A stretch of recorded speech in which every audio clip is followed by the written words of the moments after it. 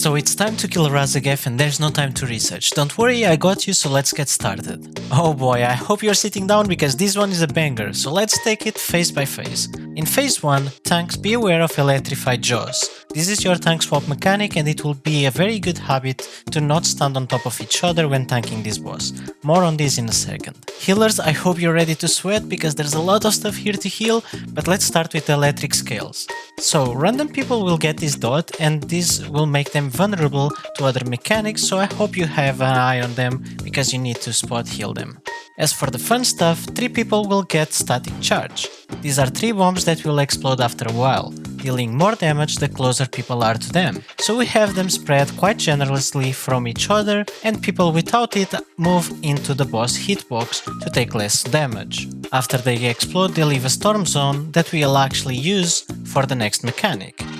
Now, normally this will be bad because it takes damage if you're inside the zone, but Hurricane Wing, our other mechanic, will knock you consistently and strongly away from the boss, so you want to get knocked into these zones, which prevents you from getting knocked away. We recommend pre-moving into them and using cooldowns. And what would be a dragon without breath? So we get lightning breath, and this is something that will haunt you every single phase on this boss, so you better get used to it. Alright, jokes aside, just touch the breath and you're good to go. Additionally, there are swirlies on the floor to dodge, these just deal damage and stun you. And finally, Volatile Current is your typical mass spread mechanic with a circle around you.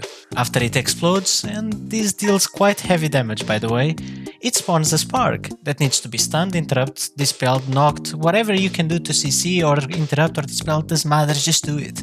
Because doing it despawns the spark. I think it's best to not mention what happens if you don't despawn the spark because it's pretty bad. But yeah, once you reach 65% HP, the boss becomes immune, flies up, triggering the beginning of intermission 1, and you want to split your raid evenly into 2 teams. The left team or blue team, as per the gems on the floor, and the right team or red team. We like to send melees with melee healers together and the range with range healers to the other platform. Put your raiders on the sides of the main platform so you get knocked into your assigned platforms, and onto intermission 1 we go. So this is an ad phase. Start by killing one ruiner, and once you pass its shield, a bunch of ads will spawn. Quite honestly, in the dungeon journal it looks quite complex and tough, but honestly, just kill them and don't worry too much about it.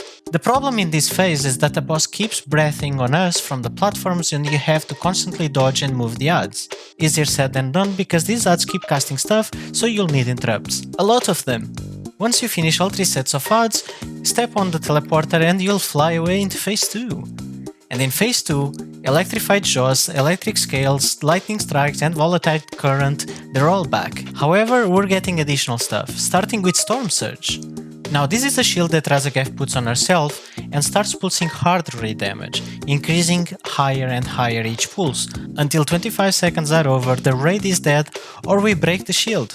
I hope it goes without saying that we want to break the shield. This is a huge DPS check, but thankfully we get 2 types of debuffs that helps us breaking the shield. Some people will get a red negative debuff and some people get a blue positive debuff. The best way on normal to do this is by putting a red world marker on the left side and a blue world marker on the right side. Have people stacked on the world marker that matches the color of their debuff. On Heroic we do it a bit different, but I'll get back to that. Another new mechanic is Tempest Wing. This is just a hard push away mechanic from the boss. We highly advise using gateway immunities, blinks and teleports here, as the damage you get from it is pretty high, especially with everything that's going on. Finally, for phase 2 you'll get fulminating charges. Some people will get massive circles around them and be slowed, and they need to get out of the raid, and the rest of the raid needs to make sure they don't get hit by their circle or that debuff will jump on them. Thankfully the circle does reduce in size each jump, but allowing it to jump will make your healers cry and your raiders die. Once you bring the boss to 25% HP or you run out of vault integrity, whichever happens first, you'll be phasing into intermission 2, yet another ad phase. Okay, so on this ad phase, you have a guy that just shoots some balls, so dodge them. And this ad will at some point teleport and leave a bunch of little ads where it was previously. You want to CC these and kill them very fast. The problem with these ads is that they want to go into the big ad, and if you allow that to happen, not only it heals the big ad, but it also starts doing a bunch more damage, and this effect stacks per ad that reaches the ad. So kill them fast! So if you're planning on CCing them indefinitely and tunneling the big god, that can work for a while, but not long after, they will get to full energy and they will become immune to CC. By the way, don't forget that Raszageth keeps breathing on us all the time here. Okay, now that you've killed this ad, group up together because you're going to get knocked into the platform 1 from phase 1. So in phase 3, lightning strikes, electric scales, lightning breath, tempest wing and fulminating charge are all back. However, thanks your ability has changed a little bit, so let's look at it. And Thunderous Blast is your new ability, and this is a beam. This is why it's good to practice not stacking on each other, because you need to be alone to take this beam. The damage that you take from this beam will influence the explosion damage on the raid. In fact, no one is allowed to be next to you, so if someone's coming your way, yell at them to get out. And that's it for Raszageth normal. Now on to heroic changes. In phase 1, it's pretty much the same, but when you spawn a spark, after you CC, interrupt or dispel it, it will drop another spark. So you have to do it twice now, and this applies to all raiders. In intermission 1, some people will be picked with some bombs, so just make sure that you're alone and no one extra gets hit, and acolytes get a bit more angry when they're low HP.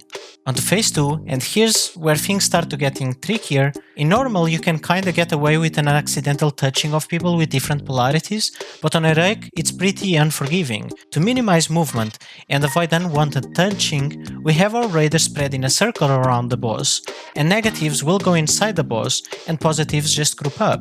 You can and should have multiple positive groups, after all you need is 2 players to get the buff. In intermission 2, you get 2 big gods instead of 1, and we recommend using the same teams from intermission 1 to deal with each. Once they teleport, kill all the adds CC in the middle, and an additional thing is once a big ad dies, the other one goes angry, so try to kill them somewhat at the same time. Finally, in phase 3 you get a new mechanic, magnetic charge, and this is one person with one circle around them that will yoink the entire raid on top of them. Kinda like the tank mechanic on Zymox in Sepulture. Just like Zymox, this deals damage based on the distance the person is from the raid, so just go as far out as you can.